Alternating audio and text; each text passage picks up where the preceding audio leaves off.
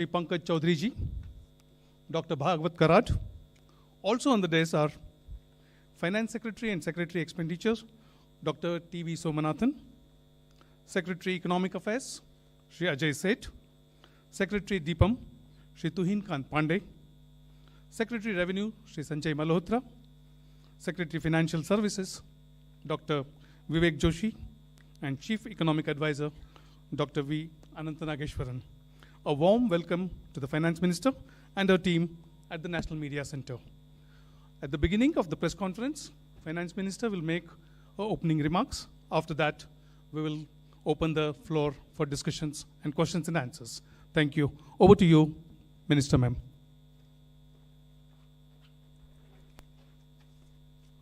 So thank you for coming here today. Thank you very much for coming here today. Slightly longish opening remarks. I'll try to cut it down. But over and above what you heard me say, I just want to give the overall perspective, so I'll take a bit longer than I desire. See, this is an interim budget presented just before the election, obviously. The four large things that I want to draw your attention to is GDP. You get the numbers, you see it, and so on. But I want to bring in this dimension, that governance, development, and performance. On all these three heads, I'd like to say what actually we have achieved, because that forms the backdrop. So on governance, this budget speaks from a position where we have delivered on development, we better manage the economy with correct intentions, correct policies, and correct decisions. So it's a governance with care, conviction, and confidence. If that stood for the GDP's G, the D stands for people living better, earning better, and having high aspirations for the future. And if I move to the P, the performance, 3 consecutive years of 7% growth. Fastest growing economy in G20, all parts of the country participating in the growth. Price stability and inflation management. Handling the health and economic fallout of COVID. Build out of physical, digital, and social infrastructure. DPI as a factor of production almost for formalization and financial inclusion and growth of the economy. Cleaning up the banking system, GST, one nation, one market, and one tax, the IBC. So if you were to look at performance, I've listed some of them. So your GDP, as we look at governance, development, and performance, I have something to say on each of these. So this budget, or vote on account, is getting presented with the GDP that we want to speak to you about. And in that, the fiscal management actually is something which I would like you to spend some time, even as you go through the budget. But I'll flag it here, bringing down the fiscal deficit in spite of very challenging times, as per the announced consolidation path, and with transparency and prudence. So in fact, I was just remarking to my officers this morning, most of you all had already calculated the figures, RE revenue, RE expenditure, this is what it is, because every month you get the reports coming out. So you don't need to wait till the budget statement. Every month you get the accounts, and so budget process has become absolutely transparent and questionable. If there are any, you're there to question, we are here to answer. But we set in the process of keeping everything brought on budget and nothing kept aside from it or underneath it. So with that, the budget deficit, fiscal deficit, 5.8%, which is much lower than the 5.9 which was at the BE. Similarly, for the 24-25 budget, we've given 5.1 as the fiscal deficit, so clearly indicating that we are on track to meet the glide path which was set in 2021-22, and that we are well on track to meet the 4.5% fiscal deficit on or below 4.5 even by FY26. If this is the background with which I'm talking and the presentation of the budget happened, I want to very clearly put some things under the heading, if you want to call it that, Disha Nirdeshak Baatein. You must have heard the Honorable Prime Minister speak before the Parliament session, well before the session commenced. His usual customary remarks. He said the budget will be presented tomorrow and you will have some Disha Nirdeshak Baatein in it. So, what are those Disha Nirdeshak Baatein? There are about 5 of them I highlight. Social justice as effective and necessary governance model. So it's not just a slogan for us, social justice, we'll have to work for Nyay. No, we've shown you that it is a governance model and a successful one at that. So social justice as an effective and governance, necessarily a governance model. Then 4 major caste groups, as we call it, as Prime Minister has emphasized, the poor, the women, the youth, and the Annadata. So Disha Nirdeshak Baatein, you have the second point. Third, focus on infrastructure. This year again, massive increases of capex happened in the last 4 years. This year too, there is 11% increase, resulting in a very recallable number, 11,111 crores. So continuing the trend of the last 4 years, where capital expenditure has been the route, one for revival earlier from COVID, and now for sustained growth towards Amritkal, towards the Vikasit Bharat goal. Fourth is the using of technology as a huge opportunity. DPI as almost a new factor of production. So it is actually bringing in the value addition to the economy. It is facilitating every sector to bring in the value addition which is so required and improves on our productivity. And the last Disha Nirdeshak Baatein is high-powered committee for extensive consideration of challenges arising from population growth and demographic challenges. So if these are Disha Nirdeshak Baatein, what were the major announcements? I'll recall very quickly 12 of them. I'm not spending any time except for reading out what those 12 are. 2 crore more homes under the PM Awas Yojana. We already completed nearly the 3 crore. Housing for middle class. Rooftop solar for at least 300 units of power generation every month, which will be muft bijli for the households. There will be some assistance and some kind of a funding which will be extended. So you're generating renewable energy, providing the renewable energy generators the free that which they would want to use, and over and above that, the surplus that they produce can be used for selling and earning money out of it. Enhancement of target for Lakpati Didi from 2 crore women to 3 crore women.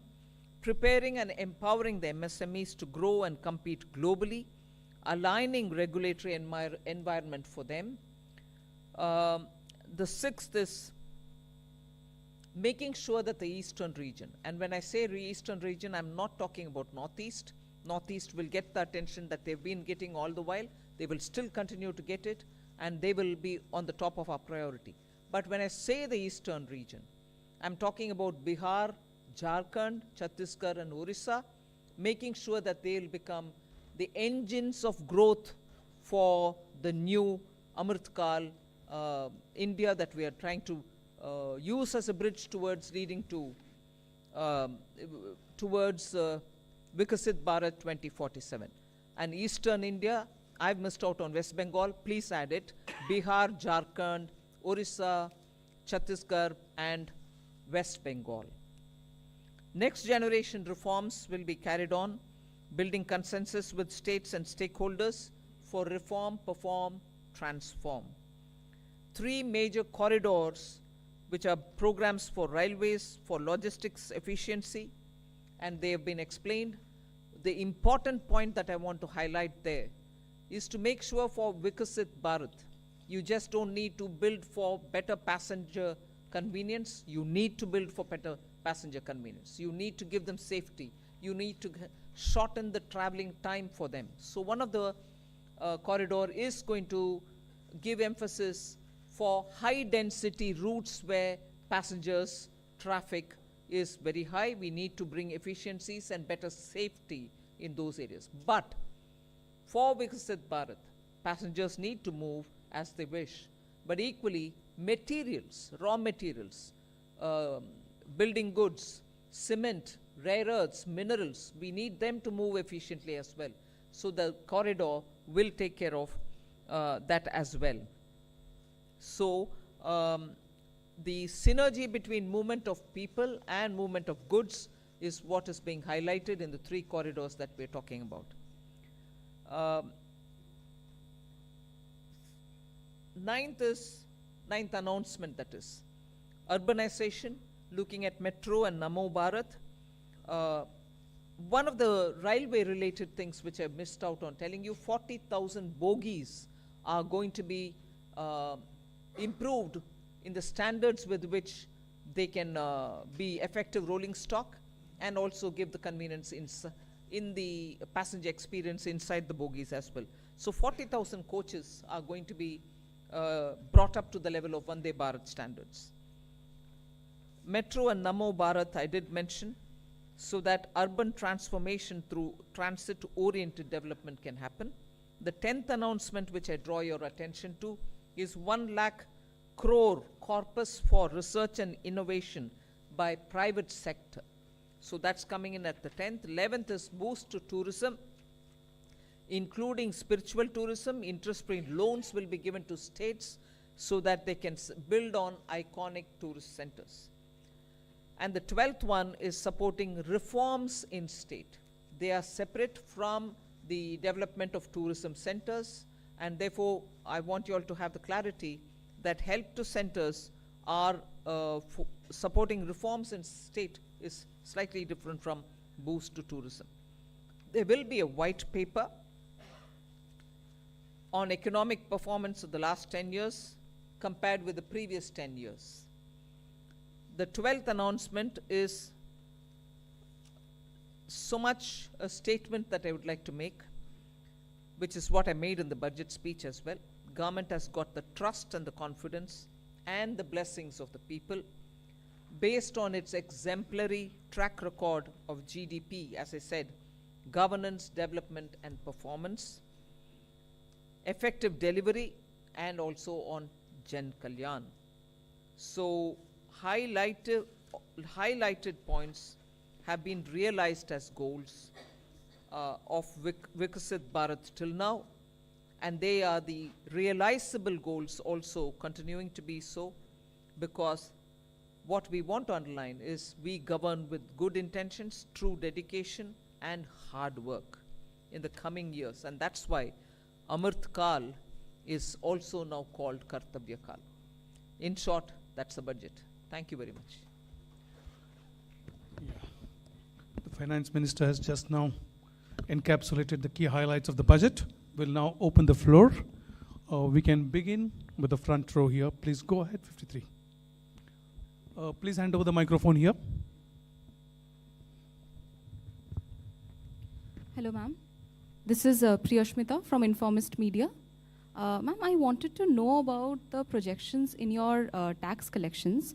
So tax collections are seen currently growing at about 14.4%. Your April to December data shows. However, the projections in your budget are lower than that.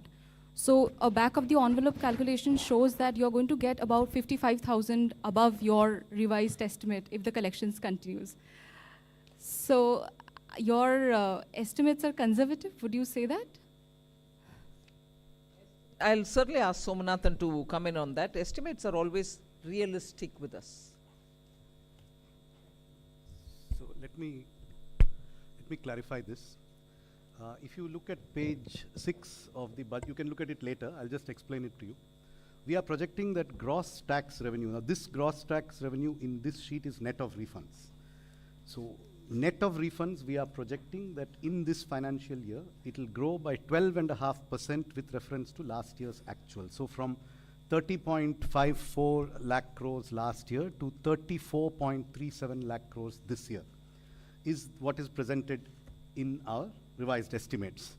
However, the sharing of taxes with the states is different for different taxes. Not all taxes are shareable in the same ratios. What has happened this year, if you look at the numbers, and they are given on page 6, union excise duties have actually shrunk. They have not increased. Most other taxes have grown at, as you say, 14%, etc. Union excise duties have grown minus 5%. That reduction is almost entirely on the account of the center, because the same way that cesses are not shared, reduction in cesses is entirely borne by the center. So as a result, the state's share has increased by 16.5% in our revised estimates. Between the state share in the revised estimate and the state share last year, there's an increase of 16.5%. So taxes are growing 12.5% net of refunds. State share is growing 16.5% net, and therefore net to center is growing only 10.8% approximately. So there is no expected further padding or anything here. This is our realistic but slightly conservative estimate. Okay, the next question, please. 65. Please go ahead. Hi, ma'am. Yeah. I'm Kriti from Informist Media. So you mentioned that CAPEX, there has been a push towards CAPEX. However, the CAPEX jump for this year is 11%, right? Which is lowest in last 4 years. So are we moving towards a place of moderation in CAPEX? And secondly, while the budget, this is another unrelated question, while the budget clearly says that you are committed to your 4.5% target, you have also been recommended to bring down your debt to GDP ratio to 40% level, which still stands above 50%. So how are we looking towards moving towards that target? Thank you. First of all,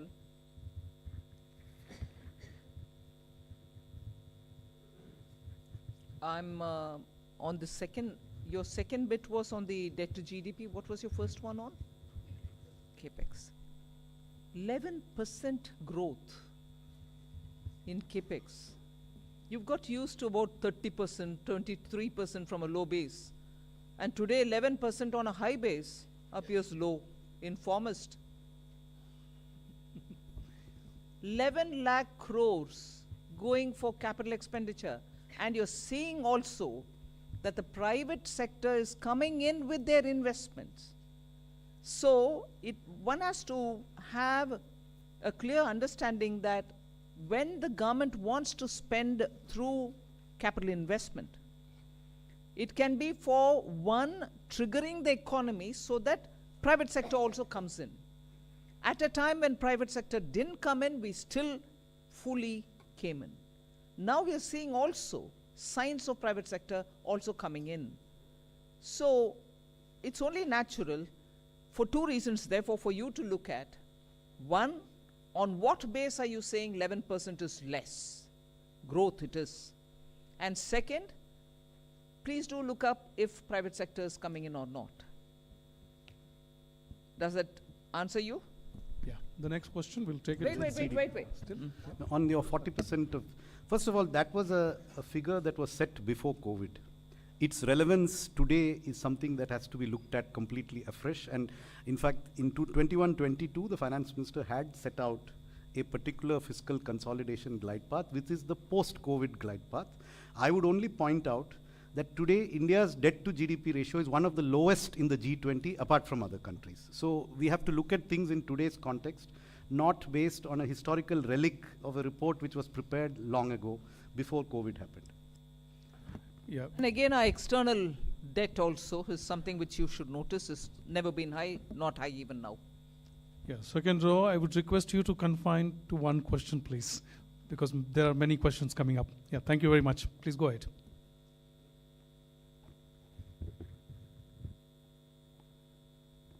Yeah. दूसरा दे दीजिए. Give this another नमस्कार one. Ma'am, आलोक प्रियदर्शी हूँ मैं CNBC आवाज़ से. मेरा सवाल ma'am ये है कि एक कंज्यूमर के नाते, एक टैक्स पेयर के नाते हमेशा लोगों की ये उम्मीद रहती है, या इस देश में कैसे कह सकते हैं कि चुनाव इतने ज़्यादा आते हैं कि लोगों को लगता है कि जब चुनाव आएंगे तो उनकी जो मांगे हैं वो पूरी हो जाएंगी, टैक्स के मोर्चे पर कहें, या फिर जो पॉपुलिस्ट मेजर्स सरकार लेती है.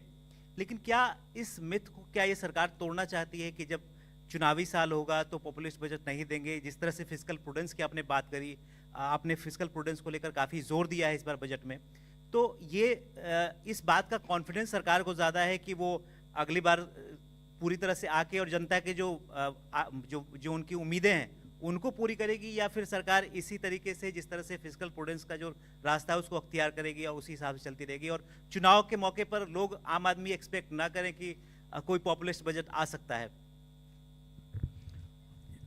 आप डिस्कशन जैसे प्रश्न पूछ रहे हैं भाई. मैं पहले से बोलते आई हूं और माननीय प्रधानमंत्री जी भी इस विषय में बोलते थे, कल परसों भी उनका बयान है. Vote on account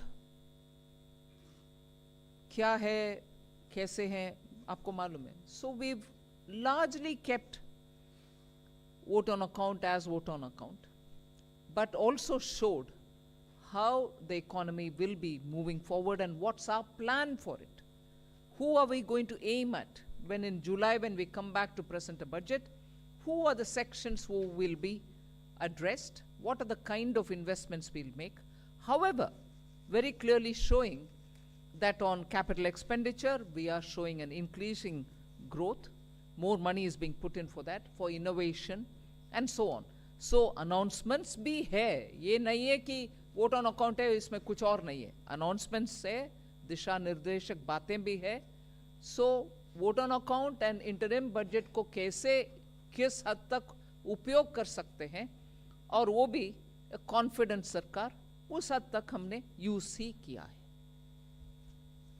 Yeah, Z Business, and after that you hand over the microphone to your right. Yeah.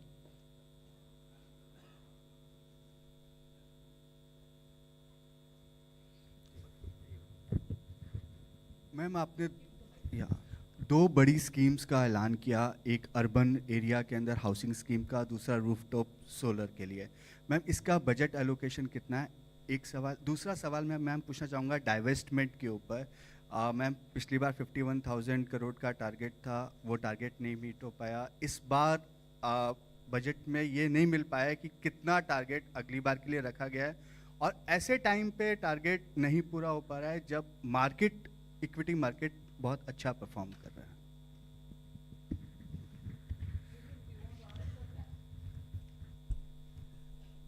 पहली बात तो मैं ये स्पष्ट करना चाहूँगा कि जो डिसइन्वेस्टमेंट है उसमें हम वैल्यू लॉकिंग का प्रिंसिपल लाते हैं. आपको एक मैं छोटा सा उदाहरण देता हूँ. हमारे जो 61 लिस्टेड CPSCs हैं और 16 PSBs हैं, एक यानी कि 1 जनवरी 2021 में, यानी कि 3 साल पहले उनका combined market cap 15 lakh crore था, और आज के वक्त में वो 58 लाख करोड़ है. तो हमने 42 लाख करोड़ की वेल्थ क्रिएट की है पब्लिक सेक्टर में, और उसको माइनॉरिटी शेयर होल्डर्स जो उसमें हैं उन सब के साथ उनकी वेल्थ शेयर हुई है। तो आप वेल्थ इफेक्ट नहीं देख रहे हैं, आप सिर्फ उसमें से वेल्थ में से हम क्या निकाल रहे हैं, लेकिन वो जो वेल्थ जनरेट करना भी इक्वली इम्पॉर्टेंट है। एक साल अलोन में हमने 21 लाख करोड़ का एडिशन किया है। तो आप समझ सकते हैं कि 2014 से जब हमने 4.2 लाख करोड़ का डिसइन्वेस्टमेंट किया है और 4 लाख करोड़ का हमने डिविडेंड लिया है सीपीएससी से, 8.5 लाख करोड़, उसके मुकाबले एक ही साल में 25 लाख करोड़ का हम मार्केट कैप ऐड कर रहे हैं। तो ये जो वैल्यू अनलॉकिंग स्टोरी, इसका मतलब ये है कि आपको डिसइन्वेस्टमेंट करना है तो वेल्थ भी इम्प्रूव करनी है, शेयर की वैल्यू भी लेनी है, और तब डिसइन्वेस्टमेंट कैलिब्रेटेड वे से करना है। इसलिए सरकार ने डिसइन्वेस्टमेंट का एक तो हमने कोई फिक्स टारगेट भी इसे नहीं रखा है। हमने ये कहा है कि हम एक अदर रिसीट्स में एसेट मोनेटाइजेशन हो, डिसइन्वेस्टमेंट हो, वो सब जाते हैं। और दूसरा रिसीट का एक इशू है कि हम कभी भी यदि हमें अपॉर्चुनिटी मिलेगी इससे ज़्यादा भी कर सकते हैं, लेकिन एक उसको फिक्स्ड मार्केट सिग्नल ये देना कि हम शेयर बेचेंगे ही बेचेंगे, इसी प्राइस पे बेचेंगे, उसके कारण उसका प्रतिकूल असर मार्केट में पड़ता है। इसलिए जो हमारा वो है, अर्थ ये है कि हमारा जो रेवेन्यू है, और दूसरी हमने इम्पॉर्टेंट स्ट्रैटेजी है कि डिसइन्वेस्टमेंट और डिविडेंड ये दोनों ऑपोजिट डायरेक्शन में हैं। जब हम कंबाइंड कह रहे हैं हम 92,000 करेंगे तो कंबाइंड आप देखिए, और non tax revenue is the biggest story. लगभग 75,000 करोड़ का नॉन टैक्स रेवेन्यू ऐड हो रहा है और हाईएस्ट ग्रोथ उसमें ही है। और अब लगभग 1 लाख करोड़ जो है, यदि आप बजट से देखें और नेक्स्ट बजट में देखें तो 1 लाख करोड़ का नॉन टैक्स रेवेन्यू हम ऐड कर रहे हैं। और नॉन टैक्स रेवेन्यू ऐड में डिविडेंड की बहुत बड़ी भूमिका है, और डिविडेंड हम एक्सीड कर रहे हैं। तो इसलिए आप कंबाइंड वे से इस सारे, यदि इस सेक्टर को देखें तो हमको एक नई दिशा में जाने की ज़रूरत है, जो हम गए हैं। Regarding the new schemes, rooftop solar के लिए 10,000 करोड़ का प्रोविजन है बजट में। As regards the urban housing scheme, its contours are being worked out, and there is a token, and it will be funded when the exact contours are finalized. Yeah, the next question, please go ahead. 81, please. Okay, I mean, I'll. Hello. Yeah, go ahead. Yeah, sir. Prakash Pedashi from ET now. Ma'am, the benefit of lower tax rate of 15% has been extended for startups and investment by sovereign wealth funds.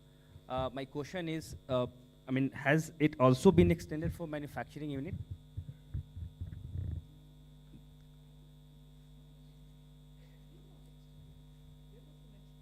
No, I'm asking, I'm seeking clarity. No. Thank you. Yeah, Bloomberg, Ruchi. Ma'am, some of the rating agencies have said that they will take a call on a ratings upgrade for India only after the next budget. But given that this budget of yours, you did say that it has been transparent, you've maintained the path of fiscal prudence as well, what will be your message for rating agencies?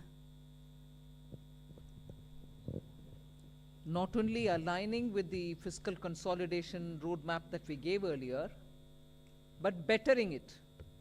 Is that one simple, straightforward message which every rating agency should take on board? Should take on board. Ma'am. Yeah, please go ahead. Yeah. Sapna here from CNBC TV. Ma'am, two questions. One very broad, generic, excellent work in terms of fiscal consolidation. Just want to understand, is it slightly ambitious to have a 5.1 number right away in the interim budget? I mean, broadly expectation was July budget, you know, you will start kind of. No, I don't mean that. No, I don't mean that, but just try to understand, like in 2 years, you'll be able to do below 4.5%. Very broad understanding, ma'am. One is that. Second, ma'am, you're talking about next generation reforms. Within that context, the government has had a, you know, a massive privatization agenda. There doesn't seem to be, you know, any mention of that as of now. Just heard to him. Sapna, you're asking the same thing. No, but You went elaborately on it. But will you still be sticking to it? Just broadly wanted to understand.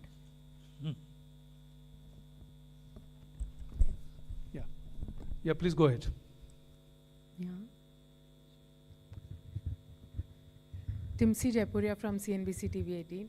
Ma'am, in your budget speech, you've given a very ambitious target of 1 lakh crore worth of a fund for private sector for research and innovation, where you've promised 50-year interest-free loan. If you could give the contours of this scheme, which are the sectors who will benefit in terms of the private sector, which are the specific sectors who can avail this corpus, and what kind of work or research and innovation are we focusing on? Sectors and how this scheme will work. So I'll tell you the quantitative part, and Secretary EA can expand on the sectors. There is the 1 lakh crore is a provision over a period of time as the need emerges. This will be provided as a 50-year interest-free loan to a financial institution which will be identified, which will be within the government ambit of financial institutions, who will then finance or refinance projects at long tenors and at concessional rates of interest. Money has been provided in this budget in the Department of Economic Affairs for multiple purposes, including this one. So there is a provision for this in the Department of Economic Affairs, which covers many other things also. As regards the sectors, I'll leave Secretary. See, as announced in the budget speech, these are the sunrise sectors. And what is the economic logic behind it? These are the innovations and research. Investments are needed today, and the private sector, the returns will come couple of years down the road. And those couple of years can be 4 years, 5 years, 10 years. For some investments, it can be even longer. So it will not be commercially viable for private sector to invest if it were to be a commercial money for them. So this is what the fund will help them. Clear identification of those sunrise sectors will be through a stakeholder process. Yeah, business line. Yeah, Namaskar, ma'am. Shishir here. Just two clarity, ma'am. One is about the TCS. Some changes have been made in the TCS on the LRS. So what are those changes? There is not much clarity because explanatory memorandum is not there. And the second part is the housing scheme. Will it be just like an interest subvention scheme, or what will be the contour of that? So you are aware that, sometime I think last year, maybe in June or July, there was a press release in which the TCS rates were later on changed from what were announced in the budget of 23-24. So basically it is just to align those TCS rates with what was announced in the press release. There is no further change from what was announced in the press release. Your question on housing was? What will be the contours? It's still being worked out. Interest subvention will there? It could be one of the features of the scheme, but nothing has been finalized yet. It's under discussion between Department of Financial Services, Ministry of Housing and Urban Affairs. Multiple options are being considered on how to achieve the purpose that has been set out. Hello, ma'am. Ruchika Chitravanshi from Business Standard. One question was regarding the relating to the announcement you made about the withdrawal of demand for outstanding tax. What will be the cost to Exchequer for the tax that will be foregone? And second, a small clarification: the 75,000 crore 50-year loan that is linked to the milestone reforms. Yeah, is that in addition to the 1.3, or is it part of it? So all of you would be aware, that there are a large number of small demands that are pending with respect to income tax, wealth tax, gift tax. They number in all about 2.68 crore such demands. The total amount, of course, is very high, which is 35 lakh crore of outstanding demand. A lot of it is in litigation. But many of these demands, about 2.1 crore, in fact, 2.1 crore out of 2.68 lakh demands are valued less than 25,000 rupees. Now, many of these demands are very, very old, dating from 1962, when Income Tax Act was was enacted, and right now till very recently till today. So this has been causing a lot of hindrance, especially for the taxpayers, because these demands are very old. Many of them are unreconciled because of systemic issues. We shifted, our CPC, all the tax records, centralized them in 2010-11 year. And so that's why a cutoff has been taken at 10-11, because previously the demands were decentralized. And so we are unable to, verify many of them, causing disruption and hindrance in payment of refunds. So out of this 2.1 crore demands, which are less than 25,000 rupees, about 58 lakh demand entries for the period pertaining to financial year 9-10. And then from 10-11, these are less than 25,000, as already announced by the Honorable Finance Minister, and another 53 lakh entries pertaining to the remaining 5 years from 10-11 to 14-15. So 1.1 crore small demands, 25,000 and 10,000 for the 5 years. These are being remitted. The total amount is less than 3,500 crore rupees. The 75,000 crores is part of the 1,30,000 crores. Yeah, go ahead, please. Yes, go ahead. Hi, ma'am. This is Pushpita from the core. You mentioned about that nearly 40,000 rail bogies will be converted to Vande Bharat standard. But if we look at the price of Vande Bharat, is comparatively higher than the other ticket prices. So considering the affordability of the passengers, what will be the pricing and how will it be decided? If you could. It's up to the railways, but Vande Bharat trains are one thing. The bogies 40,000 being upgraded to the Vande Bharat standard is another thing altogether. Those bogies probably cannot even take the speed with which we want to improve the high density areas with better speedy transportation for the common man. Equally, the inside bogie experience is also not up to the mark because they've been so for a very long time, and as time passed by, their quality has also come down a bit. So we are talking about the bogie quality matching with the Vande Bharat standards.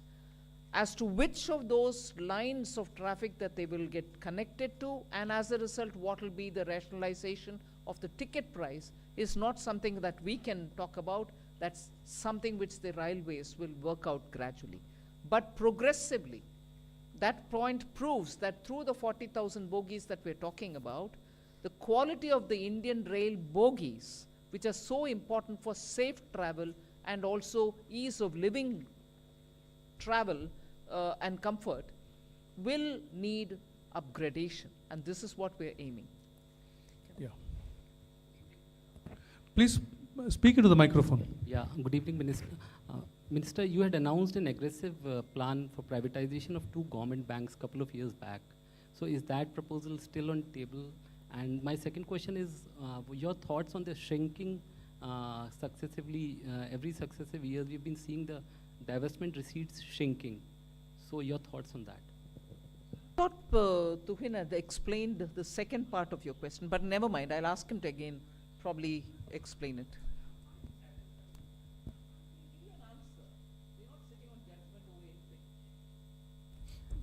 The disinvestment receipts, as you say, is that, is basically you part with your wealth, which is the shares or a property, and convert it in and monetize it. Now there is a wealth effect also there, and we have partners which are the listed companies, the minority shareholders. Our point is that we are also, taking care of GDP, as FMM mentioned, in respect of CPSCs. If you look at the CPSC's performance, whether it comes to capex of 3.2 lakh crore, whether it is their growth story, whether their investment in green energy, whether their performance in return on capital employed, whether you look at return on equity, on all fronts, we are seeing that they are big market players, they continue to improve, and therefore they continue to reward shareholders, including the government. Government is a majority shareholder, but a large part of our shareholders are minority shareholders. So therefore, any strategy, calibrated disinvestment strategy, which will actually do the sum over a period of time is much more than that. And besides, the shares also give you dividend, and we have a consistent dividend policy too. And money is fungible. So we have to have a new paradigm in terms of thinking about, and not to just keep on parting with our wealth at one stroke. We can always do it in a gradual, calibrated way. We'll take a question from the right side, ma'am. Please go ahead. Yeah.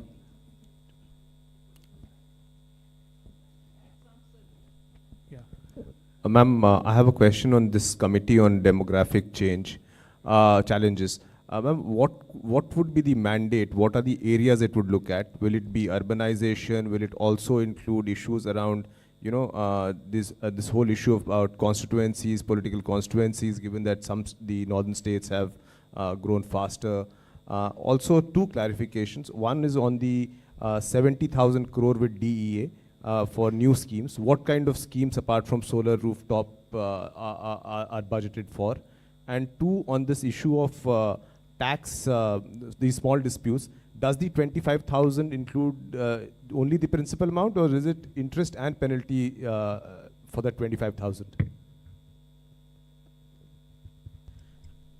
On the provision for Department of Economic Affairs, this has two components. There are certain specific announcements that have been made, and those are provided for. In addition, there is a large increase in our capital expenditure budget. We have, as was done in the year 2022-23, we have kept this in the Department of Economic Affairs to be allocated to whichever department requires it at the pace that it's able to absorb, so that we have flexibility to allocate it to whichever department is able to absorb it fastest, whether it's railways, highways, telecom. We have all of them, and they are all essentially eligible to take this money when the requirement arises, so that we have flexibility to optimize its utilization. Hello, ma'am. As to your, let me answer the second part. As to your question as to whether the 25,000 rupees amount which is remitted being withdrawn, you know, till the year 9-10, and 10,000 being remitted from 10-11 to 14-15.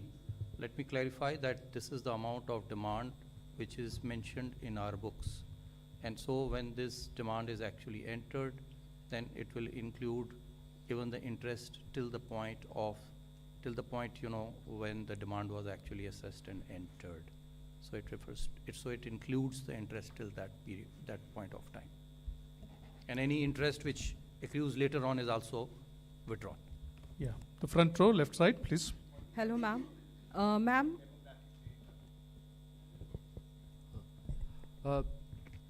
See, when we talk about demography, it is an opportunity, it is a challenge. And the current numbers, how the changes are happening over a period of time. So this committee will have a mandate to have an extensive consideration of those challenges and the opportunities, and come out with a specific set of recommendations. Hello, ma'am. Ma'am, I am Monica from the New Indian Express. Ma'am, in your budget speech, you mentioned about the India, Middle East, Europe economic corridor. So given the fact that there are conflicts in the Middle East region, so is the project still on track? And also, when the French president was here, was there any discussion on the corridor? Well, it's been announced and we are taking it forward. Yes, there is significant disturbance in the Red Sea area and the Middle East, but this is a project which has long-term implications for the entire region up to Europe, because it also includes Europe. So yes, we will be taking this project forward. We will be consulting and taking it in all its contours. Yeah, the second last row Ma'am, Himanshu Shekhar from here, ma'am, yeah, NDTV India. Second last row, madam. Ma'am, एक महत्वपूर्ण घोषणा आपने की है प्रधानमंत्री आवास योजना को लेकर। अगले 5 साल में आप 2 करोड़ घर बनाएंगे। क्या ये फैसला हुआ है कि इसमें से कितने घर आप ग्रामीण इलाकों में बनाएंगे और कितने शहरों में, जैसा कि पहले ग्रामीण के लिए बनाएंगे? ग्रामीण के लिए 2 करोड़ और घर बनाएंगे। हाँ। और ये 2 करोड़ 95 लाख का जो आपका टारगेट था वो आपने पूरा हो गया है? 3 crore, we are close to achieving 3 crores. And over and above the 3 crores, ये 2 करोड़। 2 करोड़ है। और इसके लिए फाइनेंशियल कुछ एस्टिमेशन हुआ है, कितना एलोकेशन करेंगे आप?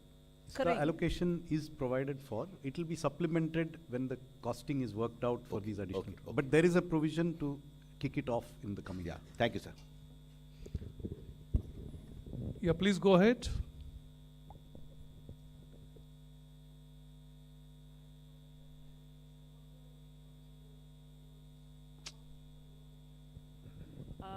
You mentioned the mandate, which I think we wanted a bit more clarity on that. Is it going to be something similar to the population control bill that has been spoken about in the past, or is it going to have a different mandate? We just needed Say the budget speech says, and I'm already responded to that. Wait for the terms of reference to come out, and then you will get to know the exact details. But overall approach is, it is a huge opportunity, but there are challenges.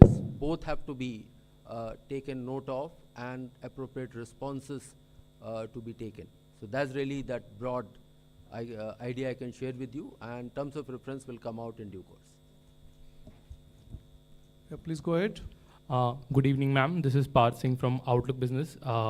Since you spoke about bringing the East India to pace in terms of development, I wanted to ask you, how does the government plans to address the industrial gap to help these states in a free market economy?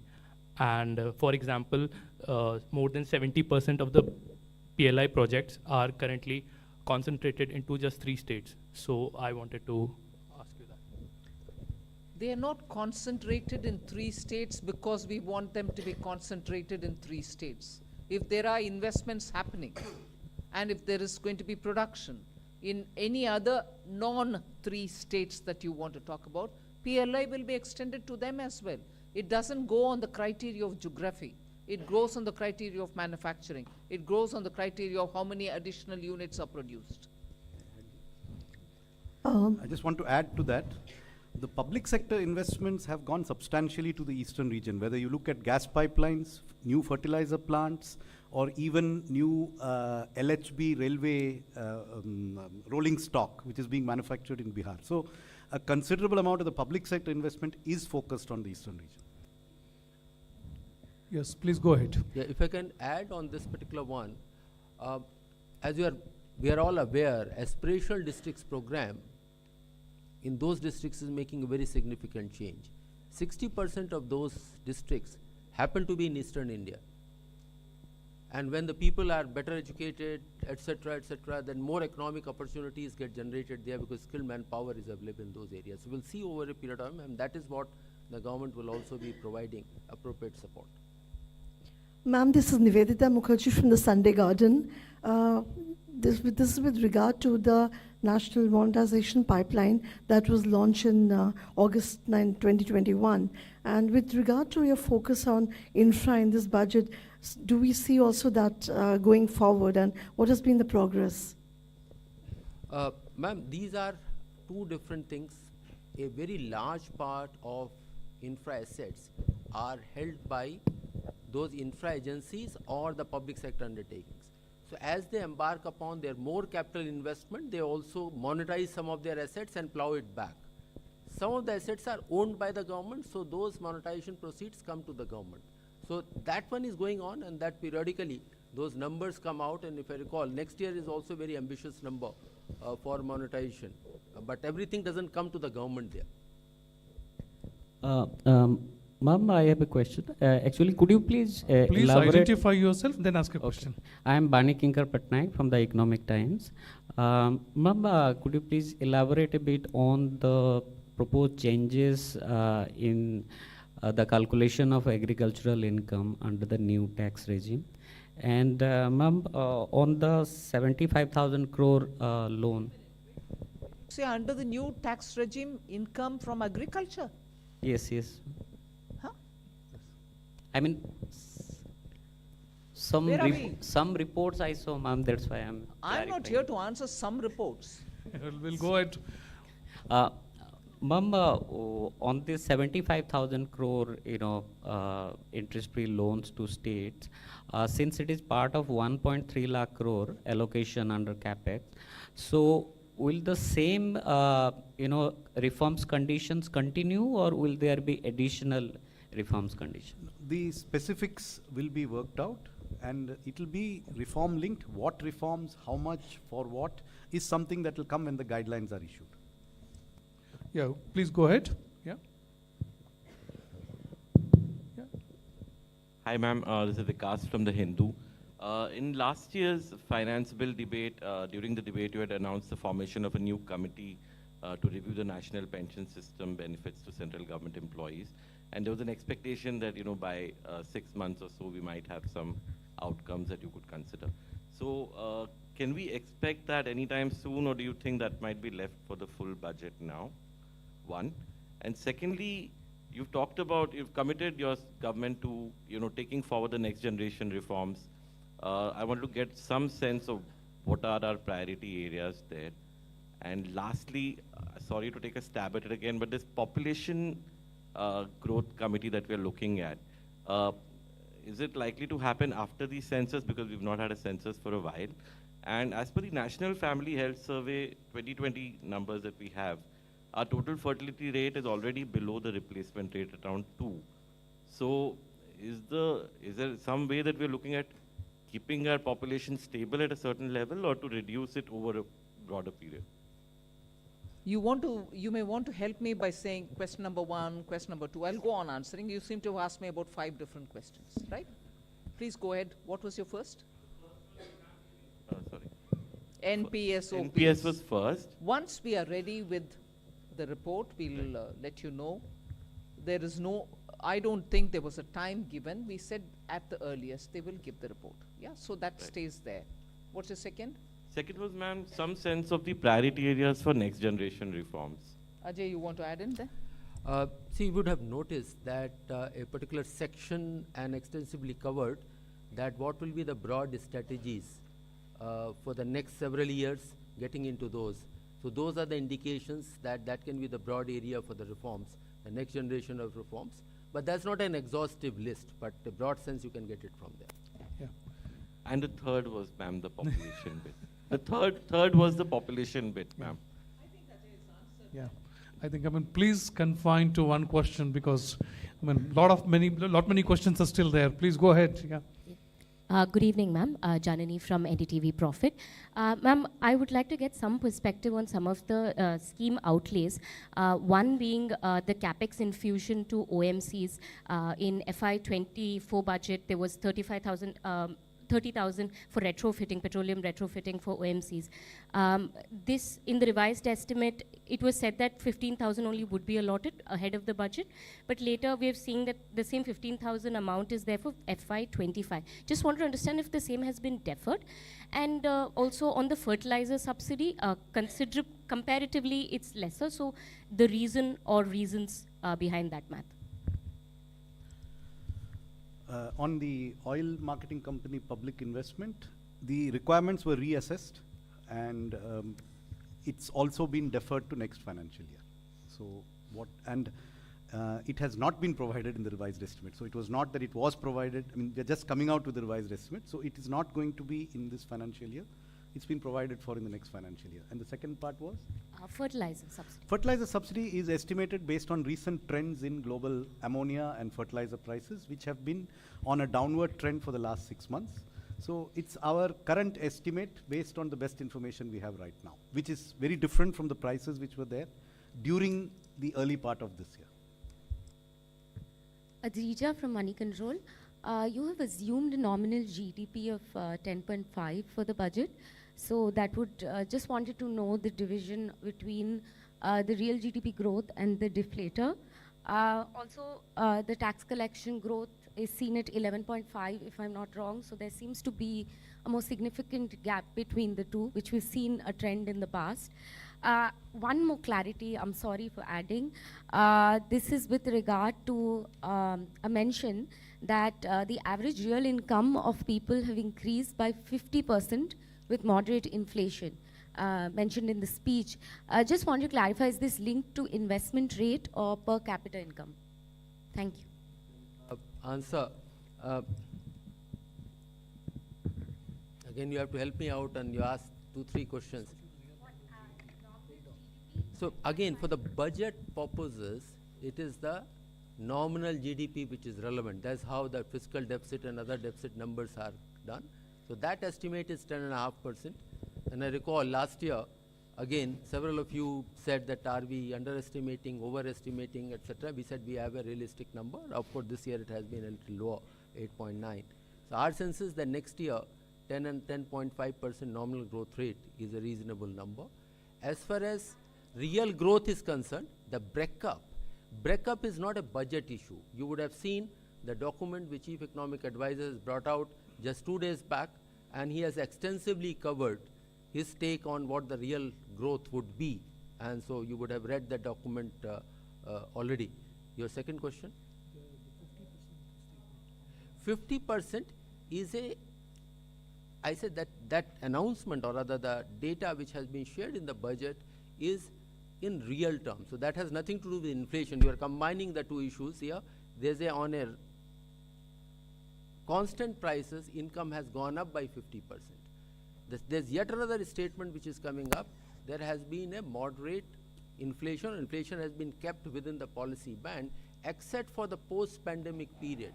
If you take the 10-year period, it has been well within the policy band. I'll request. I'll just clarify. I'll just clarify this. I think the reference to the growth in real per capita income is 56% is the growth between FY14 and FY23. That's what ma'am was referring to in her speech. And 57% growth in real per capita GDP. Okay? That is what she was referring to. Thank you. Yeah, please go ahead. I'm Meghna Mittal from Money Control. The government has announced in the budget lowering the market borrowing for next financial year, the gross market borrowing.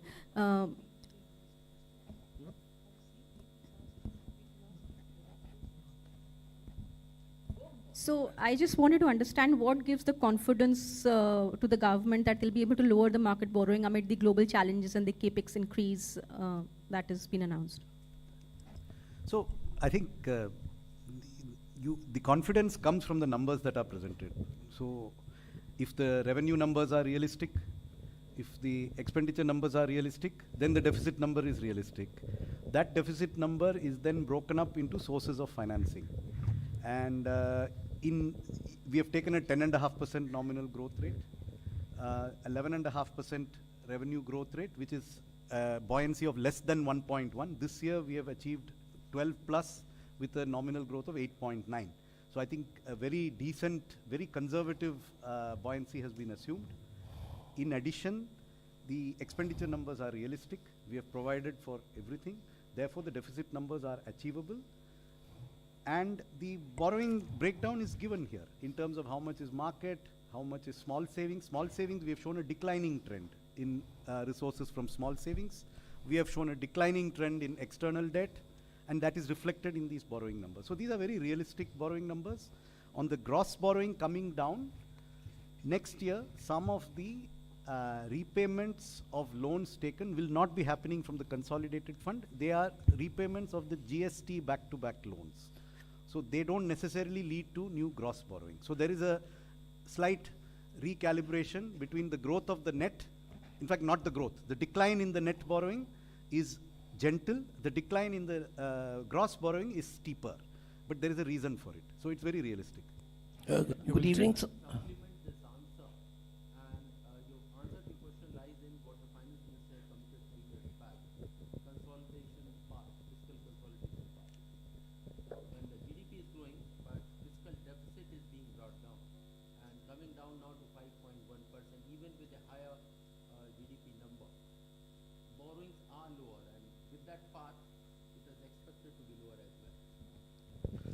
Good evening, ma'am. From the middle row.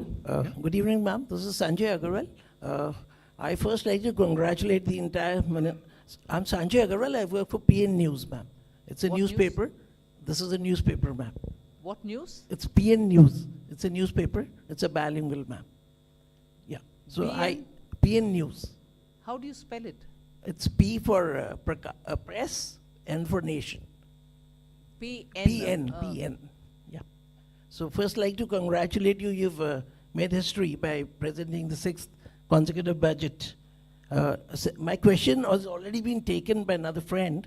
I want to know that your talking about income tax demands, as Sir explained, Sanjay, that there have been the borrowings is 14.13 lakh crores, and this, your effect is 3.8 CR. So wouldn't it affect, and wouldn't be like in the future, there are a lot of quote, he said it's going to be, people are going to say, okay, waive off our demands. Is this not going to set a wrong, means, I don't know, what should I call it, ma'am? See, as I mentioned to you, this should not be seen as a waiver.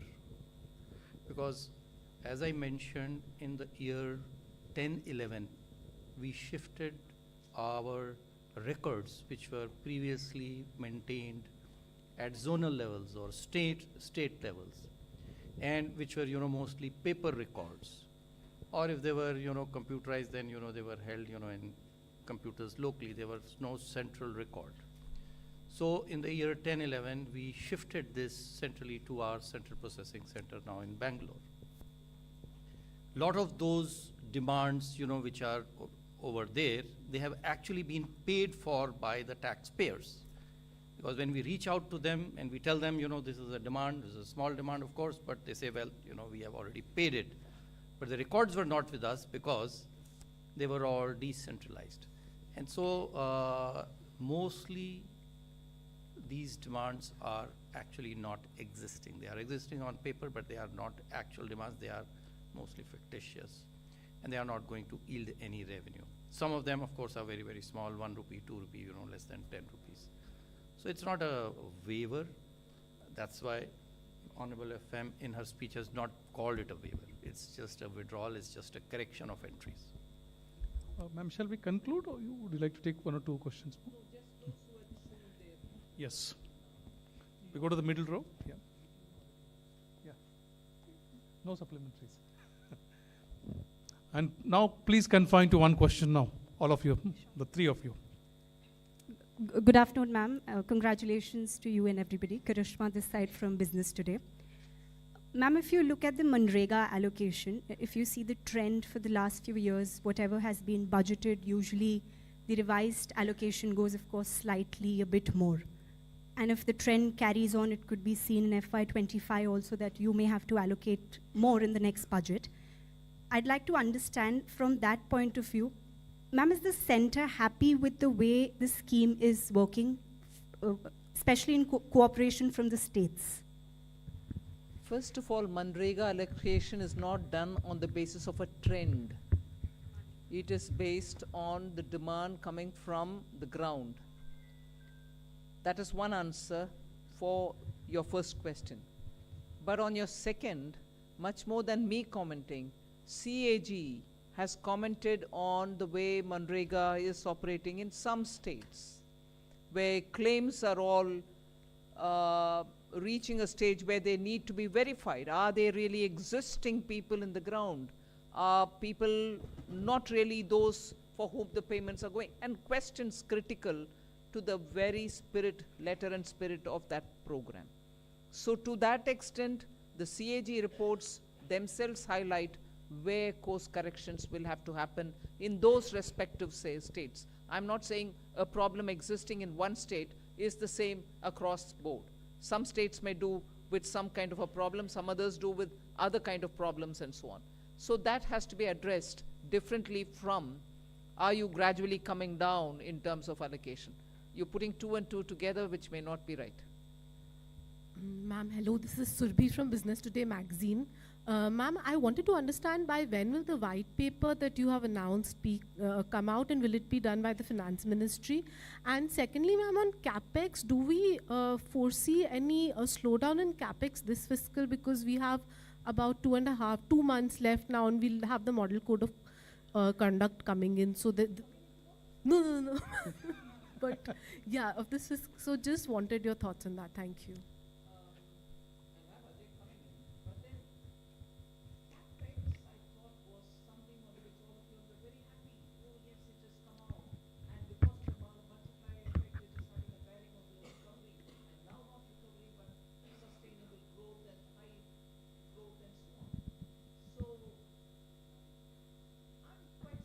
Sorry, I'm quite surprised that questions are already coming saying your increase is not sufficient, is it going to be absorbed or not? I mean, varying words used for that. We believe that capex from the government will continue, and we've given a good number this time also, and it is important to continue as well. Just to add to this point, model code of conduct, no new work can be started. So whenever the model code of conduct work come, now in the balance 2 months of the current financial year, ongoing works will go on with full pace. There is absolutely no bar on continuing with those works. Ma'am, this is Sumit Chaturvedi from ET Now. Again, the question is, you said there will be white paper on pre and post 2014 economy. What is the timeline for that? You said it will be coming soon. Just to add a similar question, because what would be the parameters on which both periods comparison will happen, because they were both the different periods with different kind of challenges? Comparison is always between two different periods only. I can't compare myself today, this minute, can I? They have to be varying periods to compare. It has to be so. On the timeline, ma'am? Yeah. Huh? Wait when the white paper is laid down. The last question, please. I am Nikunj Ohri from Reuters, requesting some clarity on the gross borrowing, lowering of the gross borrowing, market borrowing for next year. One of the annexure to the document, budget document, says that maturing debt would be met through GST compensation fund. So, wanted you to clarify whether this relates only to the back-to-back loans that were given to states earlier. Absolutely, Yes. only to that. Okay, thank you. So thank you very much. I mean, it was an elaborate press conference. And thank you very much for your presence, everybody. Thanks a lot.